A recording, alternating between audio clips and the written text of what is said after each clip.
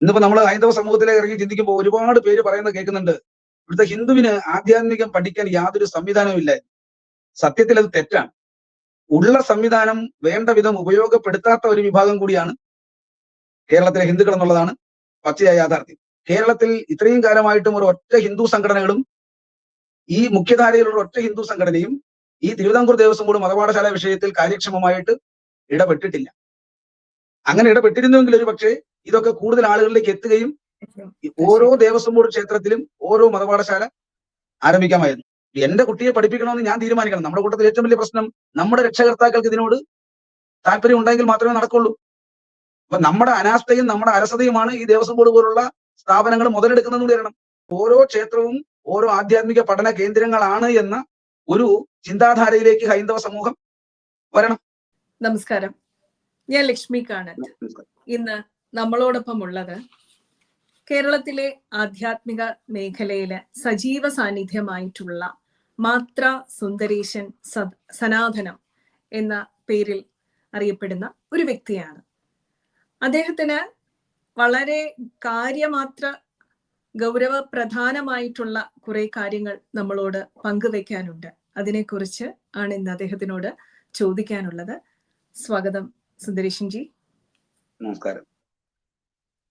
നമസ്കാരം. അങ്ങയുടെ ചില വീഡിയോകൾ കാണാനിടയായി. അതില് വളരെ ഗൗരവമായിട്ടുള്ള കാര്യങ്ങളാണ് അങ്ങ് ചർച്ച ചെയ്യുന്നത്. അത് ഹിന്ദു സമൂഹം അതിൽ സജീവമായിട്ട് ഇടപെടണം എന്ന് തോന്നിയത് കൊണ്ടാണ് അങ്ങയോട് ചില ചോദ്യങ്ങളുമായി ഞങ്ങൾ എത്തിയത്. അതായത്, അങ്ങ് ദേവസ്വം ബോർഡിലെ കോർഡിനേഷൻ കമ്മിറ്റിയിലെ ഒരു അംഗമായി പ്രവർത്തിച്ചിട്ടുണ്ട്. മതപാഠശാലയുമായിട്ട് ദേവസ്വം ബോർഡ് നടത്തുന്ന മതപാഠശാലയില് അധ്യാപകനായിട്ട് സേവനം ചെയ്യുന്ന ഒരു വ്യക്തിയാണ് ഇപ്പോഴും. അത് മാത്രമല്ല, അദ്ദേഹത്തിന് അങ്ങയുടെ സ്വകാര്യമായിട്ടുള്ള അത്തരം സേവനങ്ങളുമുണ്ട്. പോരെങ്കിൽ പുനലൂര് പാഠശാലയിലെ ഒരു പ്രോഡക്റ്റ് തന്നെയാണ് അങ്ങ്. അവിടെ മതം പഠിച്ചിട്ടുള്ള ഒരു വ്യക്തിയും കൂടിയാണ്. അങ്ങയുടെ വീഡിയോകളിൽ കാണാൻ ഇടയായത്, നാഥനില്ല കളരിയായിട്ട് ദേവസ്വം ബോർഡിനെ ചിലർ മാറ്റുന്നു, ഹിന്ദുക്കൾ മതം പഠിക്കരുത് എന്ന് അവിടെ ആർക്കൊക്കെയോ നിർബന്ധമുണ്ട്, ഒപ്പം സർക്കാർ തലത്തിൽ അനുവദിക്കപ്പെട്ടിട്ടുള്ള കൃത്യമായിട്ടുള്ള മതപഠനത്തിനുള്ള എല്ലാ സംവിധാനങ്ങളും ഉണ്ടായിട്ടും അതൊന്നും നടപ്പിലാക്കാതെ പൂഴ്ത്തിവെക്കപ്പെടുന്നു. എന്താണ് അങ്ങേക്ക് ഇതിനെക്കുറിച്ച് പറയാനുള്ളത്? തിരുവിതാംകൂർ ദേവസ്വം ബോർഡിന്റെ പരിധിയിലാണ് ഞങ്ങളൊക്കെ താമസിക്കുന്നത്. ഏതാണ്ട് 1248 ക്ഷേത്രങ്ങൾ തിരുവിതാംകൂർ ദേവസ്വം ബോർഡിന് ഉണ്ട്.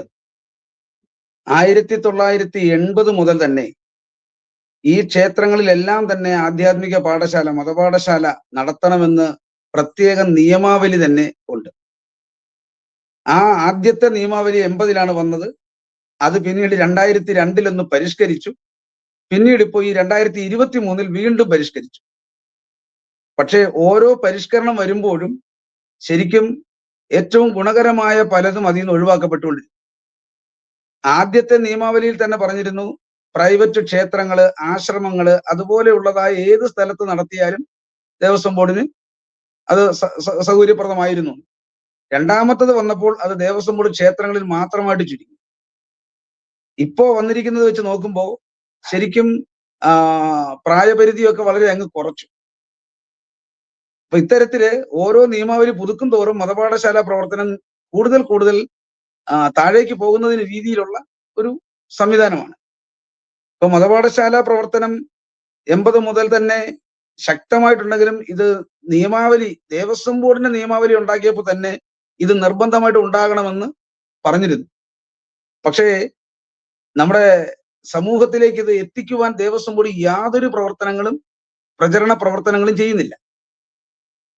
ആരെങ്കിലും അത് പ്രചരിപ്പിക്കാൻ ഇറങ്ങിയാൽ അവരെ പരമാവധി അതിൽ നിന്ന് നിരുത്സാഹപ്പെടുത്തി, പറ്റുമെങ്കിൽ പിന്നെ അവരെ ആ ഭാഗത്തേക്ക് വരാത്ത വിധത്തില് ആക്ഷേപിക്കാൻ കൂടി തയ്യാറാകും. അങ്ങനെ കുറെ ആക്ഷേപമൊക്കെ കിട്ടിയ ആളാണ് ഞാൻ. അത് ഓരോന്നോരോന്നായിട്ട് പറയുന്നതിന് ബുദ്ധിമുട്ടില്ല. ഇപ്പോഴത്തെ ഒരു രീതി എന്ന് പറയുന്നത്, ആദ്യത്തെ ആക്ഷേപങ്ങളെ കുറിച്ചും അങ്ങ് നേരിട്ട എതിർപ്പുകളെ കുറിച്ചും ഒന്ന് പറയാമോ ഈ വിഷയം ഉന്നയിച്ചപ്പോൾ? തിരുവിതാംകൂർ ദേവസ്വം ബോർഡിലെ ഈ മതപാഠശാല വിഷയം അന്വേഷിച്ചുകൊണ്ട് 2010 കാലഘട്ടത്തിലാണ് ഞാൻ എത്തുന്നത്. അതിനു മുമ്പ് തന്നെ അവിടെ ഒരു കോർഡിനേറ്ററെ ഒക്കെ നിയമിച്ചിട്ടുണ്ടായിരുന്നു 2005 തന്നെ. പക്ഷേ ആ കോർഡിനേറ്റർക്കൊന്നും പ്രവർത്തിക്കാനുള്ള യാതൊരു അനുവാദമോ സാഹചര്യമോ സൗകര്യങ്ങളോ ദേവസ്വം ഉദ്യോഗസ്ഥർ ചെയ്തു കൊടുക്കില്ല. മതപാഠശാലയുടെ ചുമതല ഉള്ളതെന്ന് പറയുന്നത് തിരുവിതാംകൂർ ദേവസ്വം ബോർഡിലെ സാംസ്കാരിക പുരാവസ്തു വിഭാഗത്തിനാണ്. അവിടെ കൾച്ചറൽ ഡിപ്പാർട്ട്മെന്റിൽ ഡയറക്ടറായിട്ട് വരുന്നവരെല്ലാം 1 വർഷക്കാലം മാത്രം ഇരിക്കത്തക്ക രീതിയിൽ, എന്ന് വെച്ചാൽ റിട്ടയർ ആയി പോകുന്നതിന് തൊട്ട് മുമ്പ് അവിടെ പിടിച്ചിരുത്തി അങ്ങനെ ഒരു സ്ഥാനം കൊടുത്ത് അവർ പോവുകയും ചെയ്യും. പിന്നീട് അവിടുത്തെ ഉദ്യോഗസ്ഥരാണ് ഇത് ചെയ്യേണ്ടത്. ഇതിന്റെ ചുമതല അസിസ്റ്റന്റ് കമ്മീഷണർക്കും സബ് ഗ്രൂപ്പ് ഓഫീസർമാർക്കുമാണ്.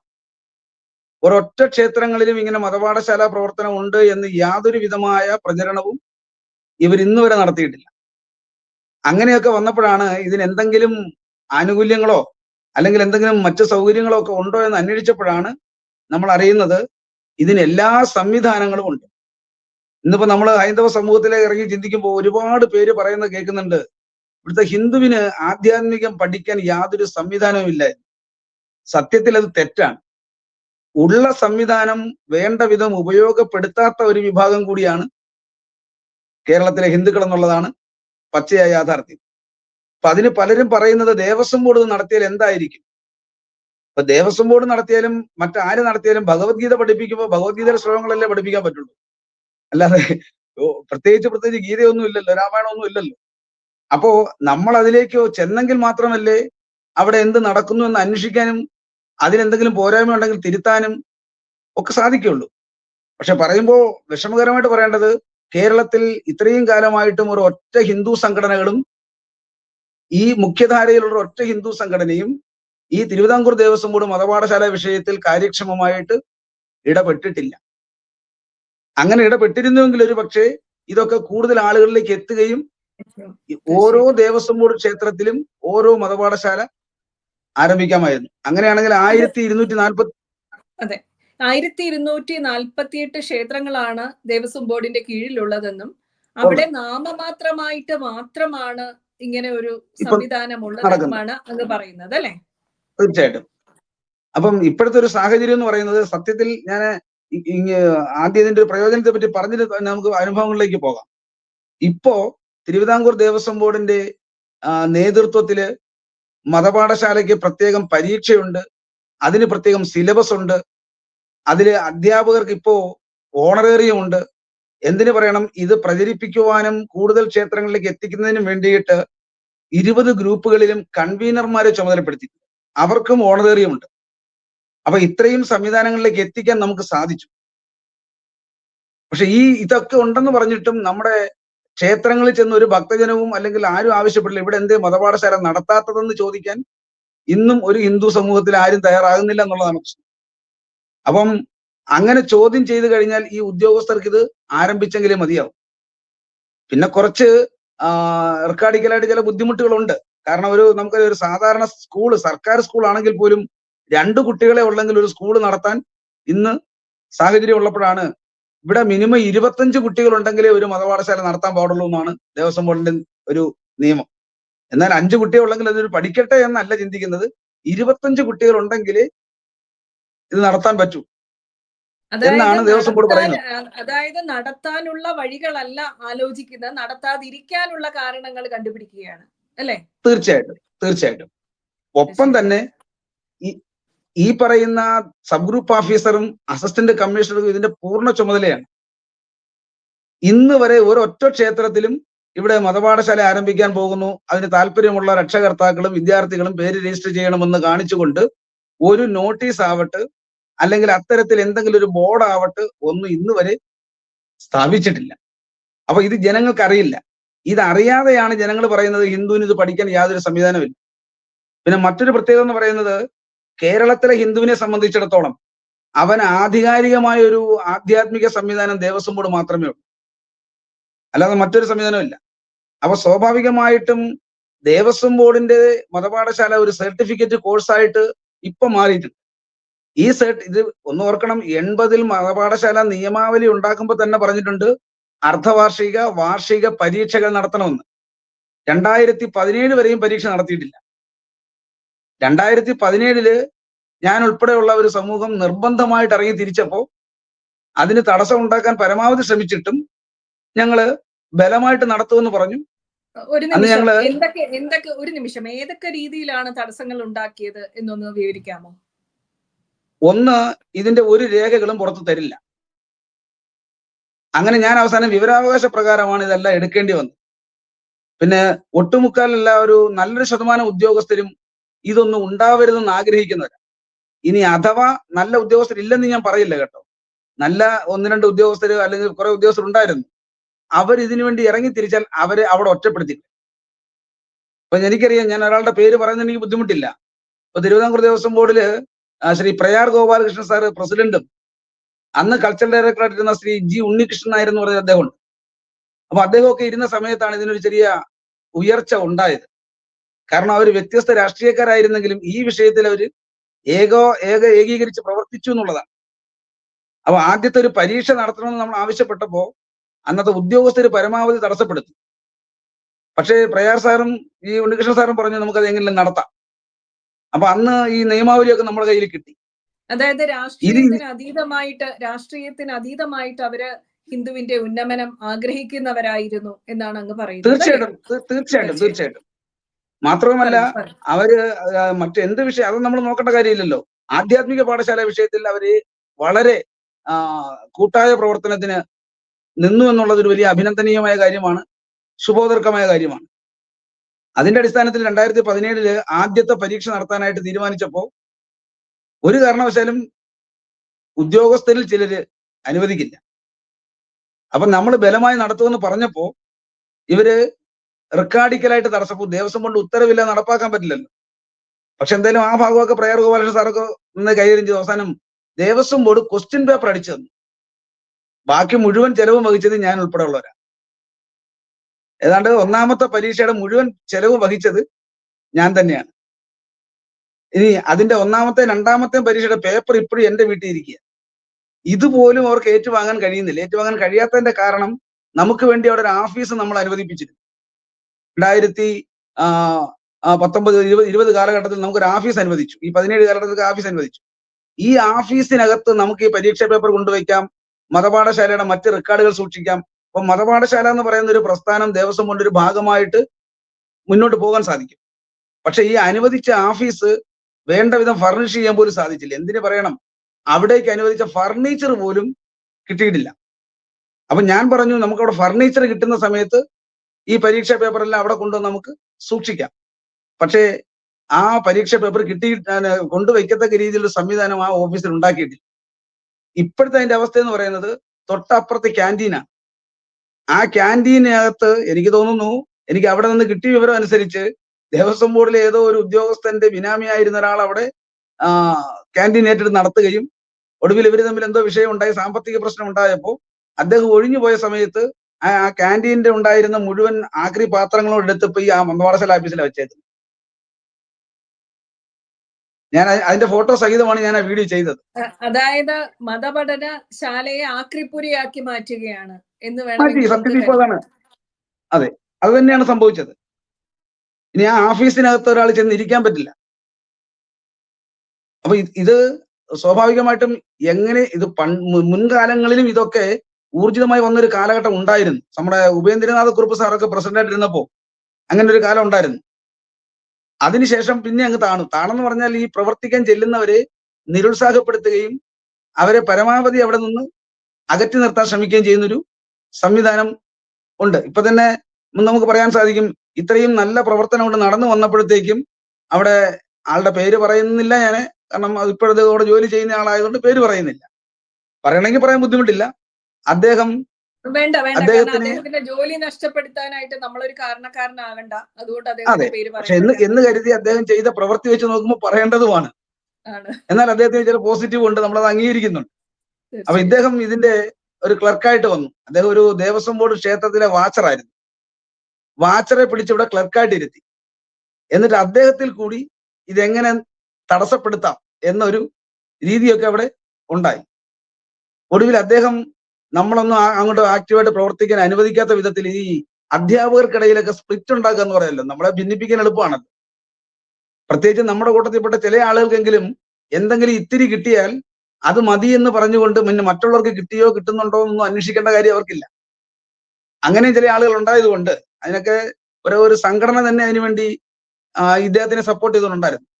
അവരാണ് പറഞ്ഞത് മതപാഠശാല പരീക്ഷ ഒരു കാരണവശാലും പിന്നെ ദേവസ്വം ബോർഡ് പരിധിക്ക് പുറത്ത് നടത്തണ്ട, പരിധിക്കുള്ളിൽ മാത്രം മതിയെന്ന്. ശരിക്കും നമ്മൾ ആദ്യത്തെ പരീക്ഷ നടത്തിയത് 70-75 വയസ്സുള്ളവരും പരീക്ഷ എഴുതി. കാരണം ഇവിടെ നമ്മുടെ ഹിന്ദുവിനെ സംബന്ധിച്ച് നമുക്കറിയാം പ്രായമല്ല അറിവിന്റെ ഘടകം. അപ്പൊ അതുകൊണ്ട് നമ്മൾ പറഞ്ഞു ആധ്യാത്മികം പഠിക്കാൻ താല്പര്യമുള്ളവരെല്ലാം പഠിക്കട്ടെ, അവര് പരീക്ഷ എഴുതിക്കോട്ടെ, അവർക്കൊരു സർട്ടിഫിക്കറ്റ് കൊടുക്കുന്നുണ്ട് നഷ്ടപ്പെടാനൊന്നും ഇല്ലല്ലോ. ഇപ്പൊ 60 വയസ്സ് കഴിഞ്ഞ ഒരാൾക്ക് സർട്ടിഫിക്കറ്റ് കൊടുത്തിട്ട് അവിടെ ജോലി കൊടുക്കാൻ പറയാൻ പറ്റും? പറ്റില്ല. അപ്പൊ അമ്മയും മക്കളും അച്ഛനും എല്ലാവരും കൂടെ ഒരുമിച്ചിരുന്ന ഒരു ക്ലാസ്സിൽ പഠിക്കുന്ന ഒരു സംവിധാനത്തെയാണ് നമ്മൾ ആദ്യമേ ചെയ്തത്. അത് നല്ല വിജയമായി കഴിഞ്ഞപ്പോ ഇത് പറയുമ്പോ അടുത്ത കാലത്തായിട്ട് നമ്മുടെ ഒരു പ്രശസ്തനായിട്ടുള്ള സിനിമാ നടൻ 7ാം ക്ലാസ് പരീക്ഷ എഴുതി അതിന്റെ തത്തുല്യമായ പരീക്ഷ എഴുതി പാസ്സായത് വാർത്തകളിലെല്ലാം നിറഞ്ഞതാണ്. അങ്ങനെയുള്ള സാഹചര്യത്തിലാണ് പ്രായം മാനദണ്ഡമാക്കിക്കൊണ്ട് ഇങ്ങനെ കൊടുക്കാതിരിക്കുന്നത് എന്നുള്ളത് മനഃപൂർവ്വമാണ് ഹിന്ദുക്കൾ മതം പഠിക്കരുത് എന്നുള്ള നിർബന്ധത്തോടു കൂടി ചെയ്യുന്നതായിട്ടേ മനസ്സിലാക്കാൻ സാധിക്കുന്നുള്ളൂ. അങ്ങ് അതിനോട് യോജിക്കുന്നുണ്ടോ? തീർച്ചയായിട്ടും. അല്ല അത് അതിനുള്ള തെളിവ് നമ്മുടെ കയ്യിലുണ്ട്. എന്നിട്ട് ഇപ്പൊ ഇറങ്ങിയിരിക്കുന്ന നിയമാവലിക്കകത്ത് ഒരു പോർഷൻ വെച്ചിട്ടുണ്ട്, പ്രായമായവർക്കും പഠിക്കാം, പക്ഷെ അവർക്ക് പരീക്ഷ എഴുതാൻ പറ്റില്ല. അപ്പൊ ഒരാള് പഠിച്ചാൽ എന്ത് പഠിച്ചു എന്നൊന്ന് പരിശോധിക്കുന്നതിന് തെറ്റൊന്നുമില്ലല്ലോ. അപ്പൊ അവര് പ്രായം 16 വയസ്സിന് താഴെയുള്ളവർക്ക് മാത്രമേ പരീക്ഷ എഴുതാൻ പറ്റൂ എന്നുള്ള അവസ്ഥയാണ്. അപ്പം എന്തായാലും അത്തരത്തില് നമ്മൾ ആദ്യം പരീക്ഷ നടത്തിയത് കേരളത്തിൽ മുഴുവനുമാണ്. എന്നുവെച്ചാൽ ഹിന്ദുവിന് ആധികാരികവും അംഗീകൃതവും ഏകീകൃതവുമായ ഒരു ആധ്യാത്മിക പഠന സംവിധാനം ഉണ്ടാവണം. അപ്പോൾ മാത്രമേ ഇതിനൊരു ക്വാളിറ്റി ഉണ്ടാവുന്നു. ഒരു ഏകീകൃത പഠന സംവിധാനം ഉണ്ടെങ്കിൽ ഒരു യൂണിവേഴ്സിറ്റി തലത്തിൽ നമുക്ക് ആ തലത്തിലേക്ക് നമുക്ക് മാറാൻ സാധിക്കും. പക്ഷെ അങ്ങനെ ഒരു സംവിധാനം ഉണ്ടാകുമെന്ന് വന്നപ്പോൾ ഈ പറയുന്ന ഉദ്യോഗസ്ഥരിൽ ചിലരും ഈ നേരത്തെ പറഞ്ഞ സംഘടനയുടെ അധ്യാപകരുമായിട്ട് ബന്ധപ്പെട്ട സംഘടന ആൾക്കാരോട് ചേർന്നിട്ട് പറഞ്ഞു, ഇത് അവിടോട്ട് പോകണ്ട, നമുക്കുള്ളിൽ മാത്രം നിന്നാൽ മതി. എന്നുവെച്ചാൽ കുറെ സങ്കുചിത ചിന്താഗതിക്കാർ എപ്പോഴും ഇതിനകത്ത് ഉണ്ട് എന്ന് സാരം. അപ്പൊ ആ ഉദ്യോഗസ്ഥൻ എന്ത് ചെയ്തു? ഇത് പോരാ എന്ന് പറഞ്ഞ് എന്നെ ഉൾപ്പെടെ ഉള്ളവരെ ഒഴിവാക്കാനായിട്ട് ഞങ്ങളുടെ ഇടയിൽ തന്നെ ഒരു സ്പ്ലിറ്റ് ഉണ്ടാക്കുക എന്നുള്ള തന്ത്രം കളിച്ചു. ആ തന്ത്രത്തിന്റെ ഫലമായിട്ട് കുറെ ആൾക്കാർ അങ്ങോട്ട് കൂടി. പിന്നെ കൺവീനർമാരെയൊക്കെ ചുമതലപ്പെടുത്തി. സത്യമാണ്, ആദ്യത്തെ 20 കൺവീനർമാരും പേരെഴുതി കൊടുത്തത് ഞാൻ തന്നെയാണ്. കാരണം അന്ന് ഇതിനു വേണ്ടി പ്രവർത്തിക്കാൻ ആളില്ലായിരുന്നു. അപ്പൊ അന്ന് ഉള്ളവരെയൊക്കെ സംഘടിപ്പിച്ചുകൊണ്ട് കൺവീനർമാരെ പേരെഴുതി കൊടുത്തു.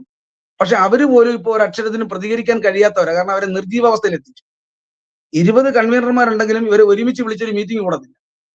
5 പേരെ വിളിച്ച് മീറ്റിംഗ് കൂടിയിട്ട്, അതായത് ദേവസ്വം ബോർഡിന് അധ്യാപകരെ നിയമിക്കാനുള്ള മാനദണ്ഡങ്ങളുണ്ട്, അതിനുള്ള ഫണ്ടിങ് ഉണ്ട്, ബഡ്ജറ്റ് ഉണ്ട്, അല്ലെ? എല്ലാ സംവിധാനങ്ങളും ഉണ്ട്. പക്ഷെ ഇതൊന്നും നടപ്പിലാക്കാതിരിക്കാനായിട്ട് ഒരു പ്രത്യേക വിഭാഗം ഉദ്യോഗസ്ഥര് വളരെ നിഗൂഢമായിട്ടുള്ള ലക്ഷ്യത്തോടു കൂടി ശ്രമിക്കുന്നുണ്ടെന്നാണ് പറഞ്ഞു വരുന്നത്.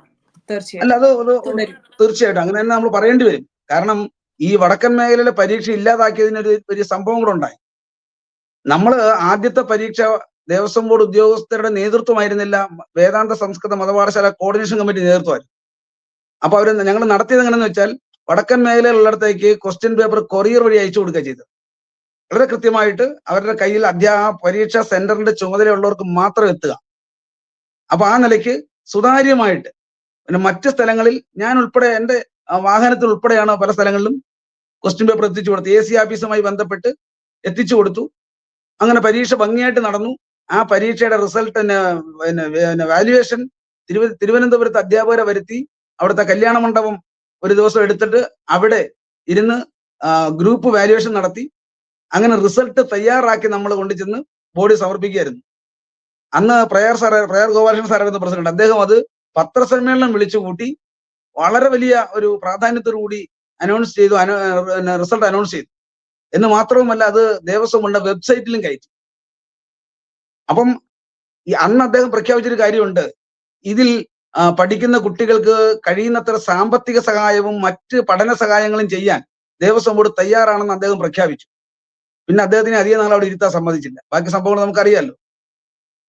പറയുമ്പോഴും പറയണം, അതിനുശേഷം വന്ന ആ ഒരു പ്രസിഡന്റായിട്ട് വന്ന അദ്ദേഹത്തിന്റെ പേര് പറഞ്ഞ എനിക്ക് ബുദ്ധിമുട്ടൊന്നുമില്ല, അദ്ദേഹം രാഷ്ട്രീയക്കാരനാണ്, നാളെ എന്ത് സംഭവിക്കുമെന്ന് എനിക്ക് അറിയില്ല, എങ്കിൽ പോലും ശ്രീ പത്മകുമാർ അദ്ദേഹം വന്നതിന് ശേഷമാണ് മതപാഠശാലയുടെ ആ ത്വരിതഗതിയിലുള്ള പ്രവർത്തനം വളരെ പെട്ടെന്ന് തന്നെ വളരെ വിഷമകരമായ അവസ്ഥയിലേക്ക് പോയത്. കാരണം അന്ന് എന്നെ ഈ പ്രവർത്തനങ്ങൾ കണ്ടുകൊണ്ട് അന്നിരുന്ന് ചില നല്ല ഉദ്യോഗസ്ഥർ, ഞാൻ പറഞ്ഞല്ലോ ദേവസ്വം ബോർഡിൽ എപ്പോഴും നല്ല ഉദ്യോഗസ്ഥരുണ്ടാവും, അവര് പറഞ്ഞു ഒരു കാര്യം ചെയ്യുന്ന ഒരു അസിസ്റ്റന്റ് കോർഡിനേറ്റർ ആയിട്ട് നിങ്ങളെ കൂടെ വെക്കാമെന്ന് പറഞ്ഞുകൊണ്ട് അതിന്റെ പേപ്പറുകളെല്ലാം തയ്യാറാക്കി എല്ലാം അംഗീകരിക്കപ്പെട്ടു. ഒടുവിൽ അത് ഹൈക്കോടതിയുടെ അംഗീകാരം വാങ്ങണം.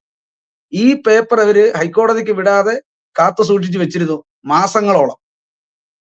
അത് കഴിഞ്ഞിട്ടാണ് ഈ പ്രയാർ സാറ് മാറി ഇദ്ദേഹം വന്ന ഉടനെ തന്നെ ഈ പേപ്പർ പൊക്കിയെടുത്തു.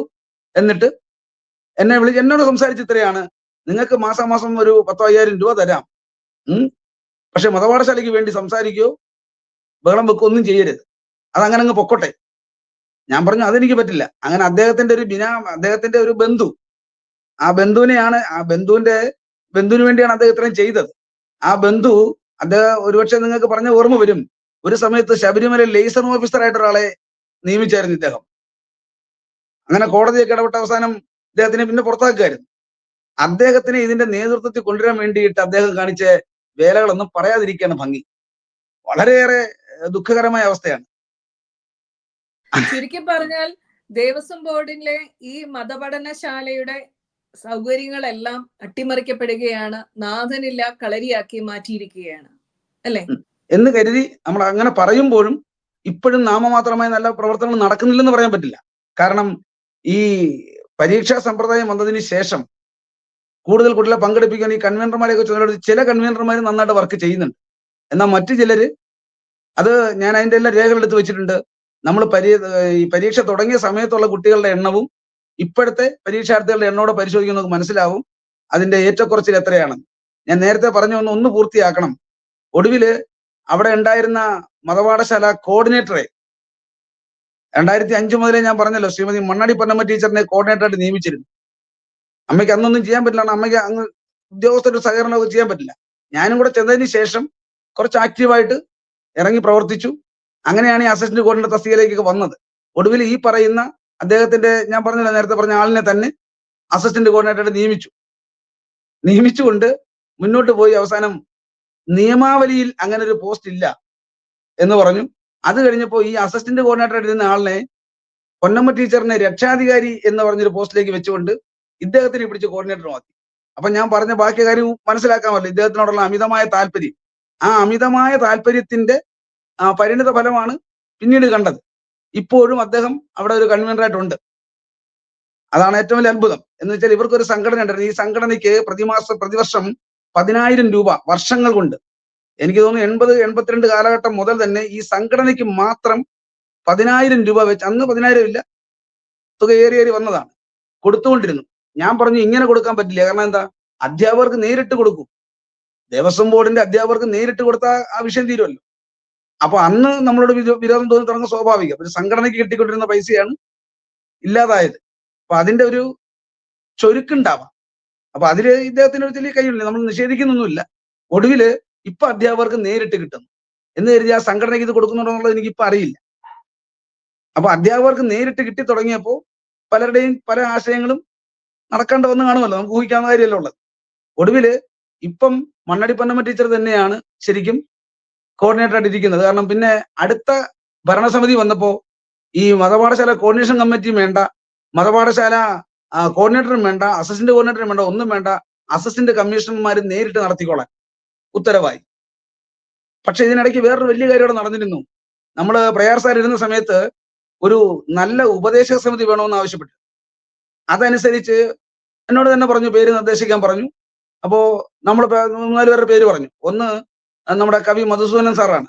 കാരണം അദ്ദേഹം അവിടുത്തെ സന്നിധാന മാസികയുടെ പൂർണ്ണ ചുമതലയുള്ള ആളാണ്. അദ്ദേഹത്തിനെയൊക്കെ നമുക്ക് കൂടുതൽ അറിയാവുന്ന ആളും അറിവുള്ള മനുഷ്യനുമാണ്. അതുപോലെ തന്നെ നമ്മുടെ ചരിത്ര മേഖല ഏറ്റവും കൂടുതൽ പ്രാവീണ്യമുള്ള ശ്രീ MG ശശിഭൂഷൺ സാർ.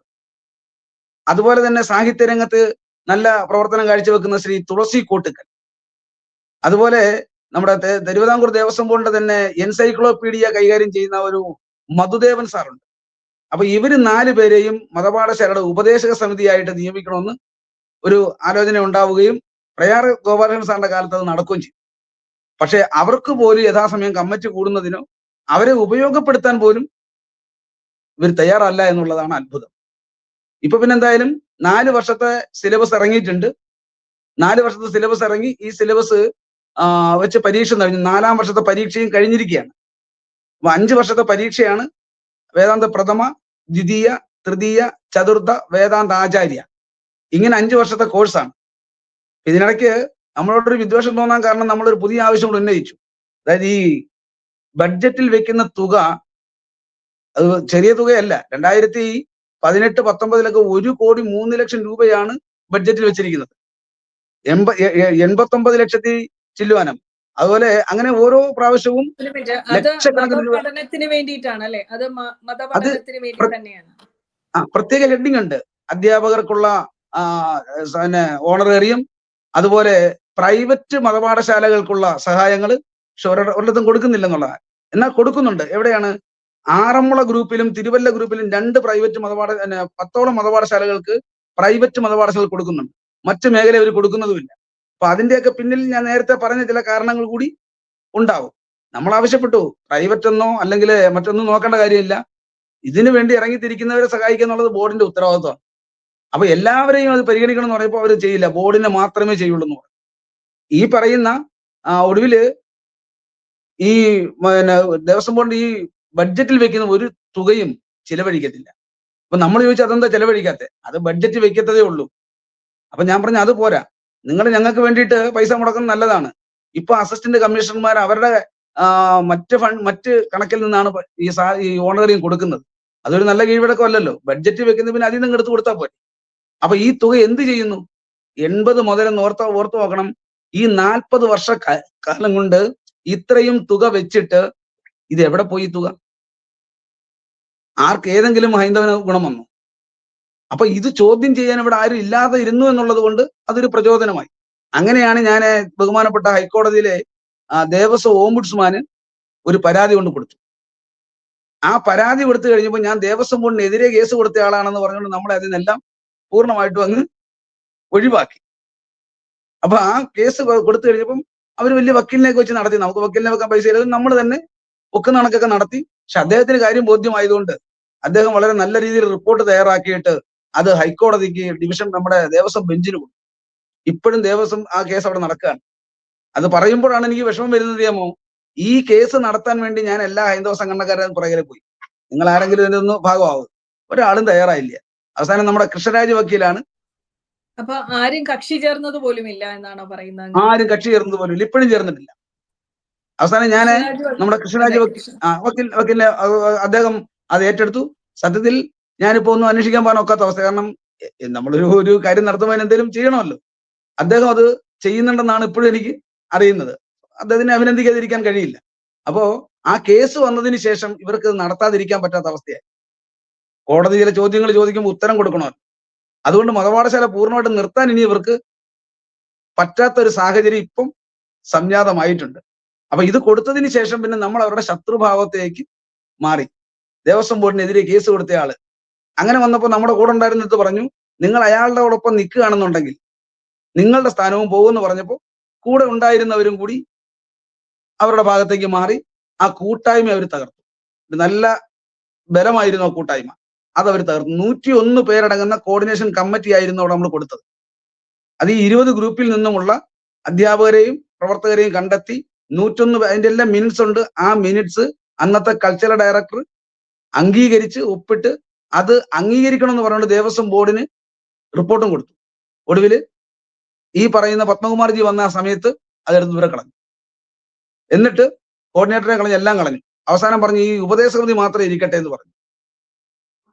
അപ്പൊ ഇങ്ങനെ ഞാൻ പറഞ്ഞല്ലോ, ഏതൊക്കെ നിലയ്ക്ക് ഇത് തടസ്സപ്പെടുത്താൻ സാധിക്കുമോ അങ്ങനെയൊക്കെ അവർ തടസ്സപ്പെടുത്തിക്കൊണ്ടിരിക്കുകയാണ്. ഇപ്പോഴും ഈ കേസ് ഒന്ന് ബലപ്പെടുത്തി കൊണ്ടുവന്നാൽ തീർച്ചയായിട്ടും നമ്മൾ ആവശ്യപ്പെട്ടത് ഇതായിരുന്നു. ദേവസ്വം ബോർഡ് ബഡ്ജറ്റിൽ മതപാഠശാലയ്ക്ക് വേണ്ടി വെക്കുന്ന തുക വർഷാവർഷം ഒരു സെപ്പറേറ്റ് അക്കൗണ്ട് ഉണ്ടാക്കി അതിലേക്ക് നിക്ഷേപിച്ചാൽ ഇത് ഒരു കാലത്ത് നഷ്ടമാവത്തില്ലല്ലോ. അപ്പൊ ഏതെങ്കിലും പ്രോജക്റ്റ് വെച്ച് നമുക്കത് നന്നായി നടത്തിക്കൊണ്ട് പോകാൻ സാധിക്കുമല്ലോ. ഇനി ഈ ബഡ്ജറ്റ് പറയുന്നത് എന്താണ്? ഗീതാ ജയന്തി, നവരാത്രി, ഇങ്ങനെ പലതരത്തിലുള്ള ആഘോഷങ്ങൾക്ക്, അതുപോലെ പുസ്തകം വാങ്ങാൻ, ഇതൊന്നും 1-2 രൂപയൊന്നും അല്ല, 20 ലക്ഷം 30 ലക്ഷം ഒക്കെ വെക്കുന്നത്. അപ്പൊ ഈ വെക്കുന്ന തുകയൊന്നും ആ ഹെഡിൽ പറയുന്ന ഒരു തുകയും ചിലവഴിച്ചിട്ടില്ല. അവസാനം ഇവര് ഓംബുഡ്സ്മാന് കൊടുത്ത മറുപടിക്കത്ത് പറയുന്നത് എന്താണ്? ഞങ്ങൾ ഇത് ബഡ്ജറ്റ് വെക്കുന്നേ ഉള്ളൂ, ചെലവഴിക്കാൻ വേണ്ടിയല്ല. അതെന്തിനാണ് ബഡ്ജറ്റ് വെക്കുന്നത്? ചെലവഴിക്കാൻ വേണ്ടി അല്ലെങ്കിൽ പിന്നെ ഞാൻ അന്വേഷിച്ചപ്പോ എനിക്ക് അവിടുന്ന് നമ്മള് ന്യൂസ് പേപ്പറുകളിലൊക്കെ സാധാരണ കാണാറുള്ള വാർത്തയാണ് വരുമാനം വർദ്ധിപ്പിക്കണം ദേവസ്വം ബോർഡ് സർക്കുലറുമായിട്ട്, ദേവസ്വം ബോർഡ് എന്നൊക്കെ കാണാറുണ്ട്. പക്ഷെ ഒരിക്കൽ പോലും ഇങ്ങനെ ഒരു മതപഠന കേന്ദ്രം ദേവസ്വം ബോർഡിന്റെ കീഴിൽ ഉണ്ടെന്നും അത് ഇത്രത്തോളം അനാസ്ഥ കാണിക്കുന്നുണ്ടെന്നും നമ്മൾ ആരും അറിഞ്ഞിട്ടില്ല. ഇപ്പൊ അങ്ങ് പറയുമ്പോഴാണ് ഞാൻ ഇതിന്റെ കൂടുതൽ വിവരങ്ങൾ അറിയുന്നത്. ഹൈന്ദവ സംഘടനകൾ ഇതിൽ ഇടപെടേണ്ട കാര്യമുണ്ടെന്ന് അങ്ങേക്ക് തോന്നുന്നുണ്ടോ? ഇടപെടുക മാത്രമല്ല, ഈ മതപാഠശാല പ്രവർത്തനങ്ങൾ അവർ ഏറ്റെടുക്കണം. ഓരോ ക്ഷേത്രങ്ങളിലും ഇത് പഠിപ്പിക്കാനുള്ള ആളുകളെ കണ്ടെത്തി കൊടുക്കുക. ആ നിയമാവലി പറയുന്നത് എന്താണ്? ആ ക്ഷേത്രത്തിന് സമീപം താമസിക്കുന്ന ആധ്യാത്മിക മേഖലയിൽ പരിചയമുള്ള അറിവുള്ള ഒരാളെ കണ്ടെത്തി അധ്യാപകനാക്കണമെന്നാണ്. അപ്പൊ അങ്ങനെയുള്ള ഒരു ഇല്ലാത്ത സമൂഹമൊന്നും അല്ല ഹിന്ദു സമൂഹം.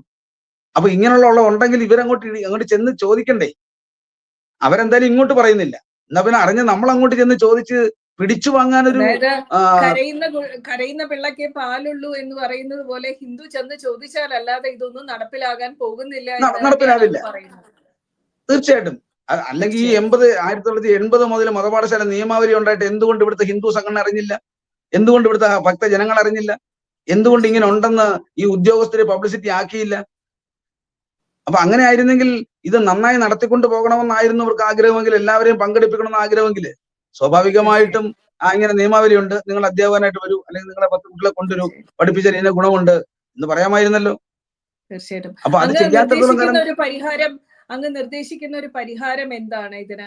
ഹൈന്ദവ സംഘടനകൾ എല്ലാവരും കക്ഷി ചേർന്നുകൊണ്ട് ഇത് വലിയൊരു പ്രശ്നമായി ഉന്നയിച്ച് കോടതി മുഖാന്തരം തന്നെ ഇതിന് തീരുമാനം ഉണ്ടാക്കണം എന്ന് തന്നെയാണോ അങ്ങ് ആഗ്രഹിക്കുന്നത്? അല്ല, അതൊരു നല്ല പോം വഴിയും, ഒപ്പം തന്നെ അടിസ്ഥാനപരമായി അവനവന്റെ പരിസര പ്രദേശത്തുള്ള ക്ഷേത്രങ്ങളിൽ ഈ നിയമാവലി ആർക്ക് വേണമെങ്കിലും കോപ്പി ഞാൻ കൊടുക്കാം, ആർക്ക് വേണമെങ്കിലും കൊടുക്കാം. ഈ നിയമാവലിയുമായി ചെന്ന് ഇവിടെയും ക്ലാസ് തുടങ്ങണമെന്ന് ആവശ്യപ്പെടാൻ ആളുണ്ടാവണം. അങ്ങനെ ആവശ്യപ്പെടുമ്പോൾ സബ് ഗ്രൂപ്പ് ഓഫീസർക്ക് ഒക്കത്തില്ലെന്ന് പറയാൻ പറ്റില്ലല്ലോ. കാരണം അവരുടെ ചുമതലയാണെന്ന് നിയമാവലി എഴുതി വെച്ചിട്ടുണ്ട്. അപ്പൊ അത് ഹൈന്ദവ സംഘടനകൾ എന്ന് പറയുമ്പോൾ അത് ഏതൊരു വ്യക്തിക്കുമാവാം. എന്റെ കുട്ടിയെ പഠിപ്പിക്കണമെന്ന് ഞാൻ തീരുമാനിക്കണം. നമ്മുടെ കൂട്ടത്തിൽ ഏറ്റവും വലിയ പ്രശ്നം നമ്മുടെ രക്ഷകർത്താക്കൾക്ക് ഇതിനോട് താല്പര്യം ഉണ്ടെങ്കിൽ മാത്രമേ നടക്കുള്ളൂ. അപ്പൊ നമ്മുടെ അനാസ്ഥയും നമ്മുടെ അലസതയുമാണ് ഈ ദേവസ്വം ബോർഡ് പോലുള്ള സ്ഥാപനങ്ങൾ മുതലെടുക്കുന്നതെന്ന് കൂടി അറിയണം. കേവലം ഉത്സവം വരുമ്പോഴും ഒക്കെ മാത്രം നമ്മൾ അമ്പലങ്ങൾ വേണമെന്ന് പറയും, അല്ലെങ്കിൽ നമ്മുടെ ദുഃഖങ്ങൾ പറയാൻ മാത്രമുള്ള ഇടമായിട്ട് ക്ഷേത്രത്തിന്റെ കാഴ്ചപ്പാട് തന്നെ മാറിപ്പോയി.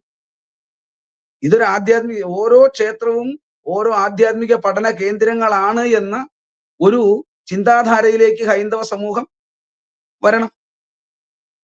അങ്ങനെ വരണമെങ്കിൽ ഇപ്പം ഞാൻ പറയാമല്ലോ, ഇപ്പൊ ഈ സർട്ടിഫിക്കറ്റ് ഉണ്ടെന്ന് പറഞ്ഞല്ലോ പരീക്ഷയ്ക്ക്. ഇപ്പോ തിരുവിതാംകൂർ ദേവസ്വം ബോർഡിന്റെ സ്കൂളുകളിലും കോളേജുകളിലും ഈ സർട്ടിഫിക്കറ്റ് ഉള്ള കുട്ടികൾക്ക് അഡ്മിഷന് മുൻഗണനയുണ്ട്. ഇനി നമ്മൾ മുന്നോട്ട് വെച്ചിരിക്കുന്ന ഒരു ആശയം എന്ന് പറയുന്നത്, ഈ 4 വർഷത്തെ അല്ലെങ്കിൽ 5 വർഷത്തെ പരീക്ഷ കഴിയുമ്പോൾ എത്ര കുട്ടികളാണോ 5 വർഷത്തെ പരീക്ഷ എഴുതി പാസ്സായി മാറുന്നത്, തിരുവിതാംകൂർ ദേവസ്വം ബോർഡിൽ ഇനി വരുന്ന വേക്കൻസികളിൽ ഇവരെ പരിഗണിച്ചിട്ടേ മറ്റുള്ളവരെ പരിഗണിക്കേണ്ടതുള്ളൂ. കാരണം നമുക്കറിയാം, മറ്റു മതവിഭാഗങ്ങളിലൊക്കെ അവരുടെ മതം പഠിച്ചവരെ മാത്രമേ അവരുടെ സ്ഥാപനങ്ങളിൽ ജോലിക്ക് വെക്കാറുള്ളൂ. എന്തുകൊണ്ട് ദേവസ്വം ബോർഡിൽ അങ്ങനെ ആയിക്കൂടാ? അപ്പൊ അങ്ങനെ വരുമ്പോ ഈ തങ്ങൾക്ക് ഇത് പഠിച്ചാൽ ഭൗതികമായിട്ടും ചില ഗുണങ്ങളുണ്ട് എന്നൊരു തോന്നൽ വന്നാൽ അതിലേക്ക് വരാൻ ആളുകൾക്ക് കുറച്ചുകൂടി താല്പര്യം ഉണ്ടാവും. വളരെ ശരിയാണ്. കാരണം ഭൗതികമായിട്ടും കൂടി ഒരു നേട്ടമുണ്ടെങ്കിൽ മാത്രമേ നമ്മുടെ ആൾക്കാരെല്ലാം ആരാണെങ്കിലും അതിലോട്ട് മുന്നോട്ട് വരികയുള്ളൂ. കാരണം വരുമാനം ഒരു ലക്ഷ്യമാണല്ലോ. എന്തിനും വരുമാനം ഉണ്ടെങ്കിൽ മാത്രമല്ലേ മുന്നോട്ട് കൊണ്ടുപോകാൻ സാധിക്കും. വളരെ ശരിയാണ്.